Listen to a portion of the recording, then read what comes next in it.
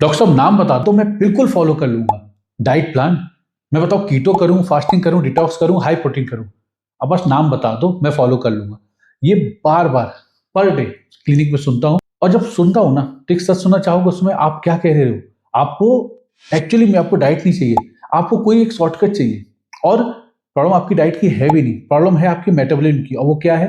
आपका insulin resistance. और जब तक आप उसको नहीं समझोगे तब तक आप केवल मीनू चेंज करते रहोगे, डाइट प्लान ही चेंज करोगे, डिजीज को चेंज नहीं करोगे। और एक चीज और समझ लो कि जो वेट गेन हो रहा है और डायबिटीज टाइप 2 है, ये दोनों अलग प्रॉब्लम नहीं है, रूट एक ही है, वो है इंसुलिन रेजिस्टेंस। जब इंसुलिन अपना काम कम कर देता है तो शुगर का जो सेल्स में जाने का काम है वो कम हो जाता है, इससे आपका फैट स्टोरेज बढ़ता है। तो रूल बड़ा सिंपल सा है, अगर इंसुलिन हाई है तो फैट स्टोरेज हाई होगा, जिससे आप ओबेसिटी की तरफ जाओगे। और इंसुलिन अगर अनस्टेबल है तो शुगर भी अनस्टेबल रहेगा। अब इसको डाइट के पार्ट से देखते हैं। डाइटें बहुत सारी चलती है ना, आप पूछते हो ना कौन सी डाइट की जाए। एक डाइट चलती है, बड़ी फैशन में है, कीटो डाइट। रिजल्ट बड़े फास्ट आते हैं और बहुत कंफ्यूजन नहीं है उसके अंदर, बड़ा सिंपल सा है कि आपको फैट ही फैट ज्यादा खाना है। पहले 2 हफ्ते में आपका वेट भी बड़ी तेजी से कम होता है, स्केल पे आप देखने लगते हो अरे वेट कम हो गया। लेकिन सच सुनना चाहोगे क्या है? ज्यादातर आपका वाटर लॉस होता है। तो फैट जो है ना कैलोरी डेंस होता है। इंडियन लाइफस्टाइल में ना वैसे भी हम स्ट्रिक्ट कीटो को सस्टेन करना ही बड़ा मुश्किल है। केवल फैट फैट खाना भी वैसे भी बहुत मुश्किल है। और सबसे बड़ा मिस्टेक क्या होता है? कीटो तो कर रहे होते, कुछ दिन तक करते हो, फिर आप ज्यादा कैलोरी लेते हो। देखो लास्ट में आपकी कैलोरी ही डिपेंड करती है कि आप कितना कैलोरी ले रहे हो। वो फैट से ले रहे हो, प्रोटीन से ले रहे हो, कार्बोहाइड्रेट से, किस पे ले रहे हो। ज्यादा अपनी अपनी जितनी क्षमता है उससे ज्यादा लोगे तो दिक्कत होनी होनी है। और इंसुलिन रेजिस्टेंस को कम नहीं करता। तो कीटो शॉर्टकट नहीं है, स्ट्रक्चर है। और स्ट्रक्चर तभी काम करता है जब क्वांटिटी कंट्रोल में होगी। और नेक्स्ट जो बताने वाला हूं मैं आपको, वो फास्टिंग के साथ है। यही फास्टिंग के साथ होता है। फास्टिंग करते हैं ना, एक और नया टूल आया हुआ है जो बहुत फैशन में है, वो इंटरमीडिएट फास्टिंग। अब ये टूल है ट्रैप, इसको समझते हैं। फास्टिंग का फोकस होता है कि कब 16 घंटे की फास्टिंग करनी है, 8 घंटे की विंडो में कम करनी है, जिससे इंसुलिन को रेस्ट मिल जाए, स्नैकिंग कम हो जाती है, ये अच्छी बात है। कैलोरी की आप जो दिन भर जो कुछ ना कुछ खाते रहते हो तो वो कैलोरी कम हो जाती है, ये भी ठीक है।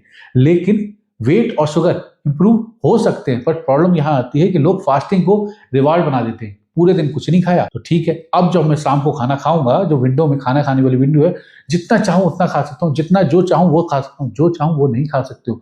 आपको समझना पड़ेगा आपकी कैलोरी रिक्वायरमेंट कितनी है, आपका वेट कितना है, जितनी आप कैलोरी खा सकते हो उतना ही करना पड़ेगा।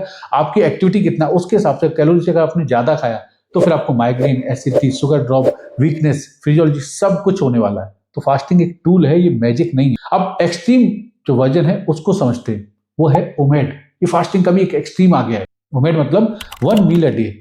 अब ये डिसिप्लिन है डेंजर, इसको समझो जरा।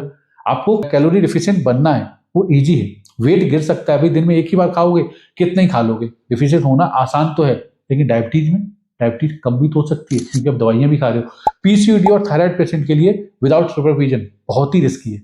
हाइपोग्लाइसीमिया डिसिप्लिन नहीं होता। हाइपोग्लाइसीमिया अपना शुगर कम खाया, दवा खाई तो चला ही जाएगा। तो हाइपोग्लाइसीमिया से बचना है। तो ये ओमेड डायबिटीज वालों के लिए तो बिल्कुल नहीं है। अब हर मील में जो भी लोग हैं, आप अपनी खाने की जो क्वांटिटी है उसको देखो, आपकी जो कैलोरी है उसको देखिए। ओमेड के चक्कर में आप एक दिन में एक बार खाओगे और कितना भी खा लोगे, वो अच्छा नहीं है। और शुगर वाले पेशेंट के लिए तो बिल्कुल भी अच्छा नहीं है, तो आपके लिए नहीं है। और ये सस्टेनेबल है भी नहीं। एक और डाइट प्लान चलता है, वो डिटॉक्स। भैया डिटॉक्स करना है, क्या करना है? अच्छा मैं ये बताऊं, मेडिकल साइंस में ना ऐसे कल टर्म ही नहीं है कोई डिटॉक्स करके। आपका लिवर कर तो रहा है डिटॉक्स, डेली कर रहा है, आपकी किडनी डेली डिटॉक्स कर रही है, तो आपको जूसेस की जरूरत नहीं डिटॉक्स करने के लिए। आपकी बॉडी को डिटॉक्स करना मालूम है, सालों से मालूम है, जब से आप पैदा हुए तब से वो डिटॉक्स कर रही है, डेली कर रही है। तो कोई जूस लेके लिक्विड करके इन सबसे डिटॉक्स नहीं होने वाला। और जो डिटॉक्स की वजह से आप वेट जो कम कर रहे हो, फिर वही बात है, केवल आप वाटर लॉस कर रहे हो, इससे आपकी मसल्स भी लॉस होने लगती है। आपको स्टार्वेशन में नहीं रहना है, आपको स्मार्ट बनना है। अब सवाल आता है कि फिर कौन सी डाइट ले भाई जो सस्टेनेबल हो, जिसको हम हमेशा फॉलो कर सकें, लॉन्ग टर्म तक के लिए फॉलो कर सकें, जो हमको अच्छे रिजल्ट दे दें। वो है बैलेंस हाई प्रोटीन डाइट। अब प्रोटीन का मतलब ये नहीं केवल प्रोटीन प्रोटीन लेना है, मतलब यह है जो प्रोटीन को इग्नोर कर रहे हैं उसको समझना है और प्रोटीन के साथ फाइबर को जोड़ना है। इससे आपका पेट भी भरेगा, जो इंसुलिन के स्पाइक्स हो रहे थे वो कम होंगे, इससे आपकी मसल्स प्रिजर्व होगी। और मसल्स इंपॉर्टेंट क्यों जानते हो? क्योंकि इंसुलिन सेंसिटिविटी को इंप्रूव करती है। उससे कार्ब्स अलाउ है इसमें, ऐसा नहीं कार्ब खाना नहीं, घर का खाना अलाउ है। फास्टिंग ऑप्शनल है। सिर्फ 2 रूल है, ज्यादा मत खाओ और बार बार मत खाओ। इस अप्रोच में एनर्जी जो है आपकी स्टेबल रहेगी, शुगर भी स्टेबल रहेगा, वेट धीरे पर सस्टेनेबल करके कम होगा, लगातार कम होगा।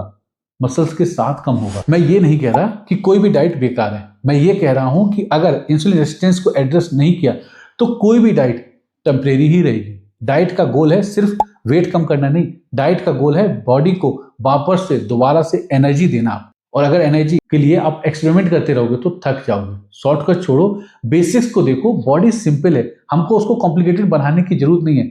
बस इतना सा है कि अपनी बॉडी की रिक्वायरमेंट समझो। डाइट प्लान अच्छे हैं, कुछ चीजें कुछ दिनों के लिए अच्छी हैं, लेकिन प्रॉब्लम केवल डाइट की नहीं है, प्रॉब्लम है इंसुलिन लेवल की। और इंसुलिन लेवल को सही करने के लिए आपको डाइट में से जो एक्सेसिव आप कैलोरी खा रहे हो उसको कम करना पड़ेगा। आपकी जो बॉडी की जितनी रिक्वायरमेंट है उतनी कैलोरी पी जाओ। ऐसे बड़े कॉम्प्लिकेटेड होते हैं कि भैया आपका वेट देख लो कितना वेट है, और होता है कि भाई आपकी जो हाइट है उतना कितना है, और आप कितना मॉडरेटली एक्सरसाइज कर रहे हो उस सबसे देख लो। मैं बड़ा सिंपल सा एक फॉर्मूला बता देता हूँ। जो भी आपका वेट है, लेट सपोज आपका 90 केजी को 90 इंटू 30, आप 80 के हो 80 इंटू 30, मतलब 90 केजी को इंटू 330 किया तो कितना आया 2700। इतना कैलोरी आपको पर डे रिक्वायरमेंट है, इतनी कैलोरी लेनी। इस कैलोरीज पे रहोगे तो जितने वेट पे उतने ही रहोगे।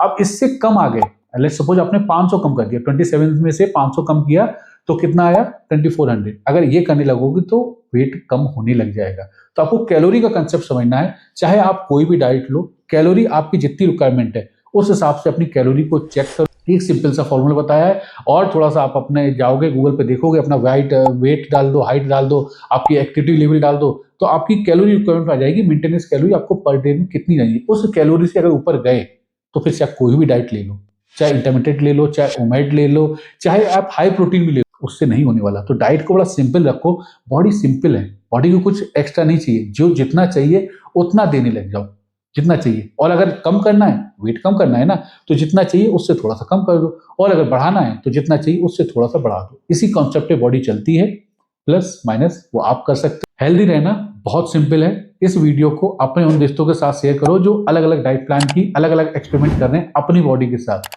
मत करो, रिस्की होगा। इस वीडियो को शेयर करिए।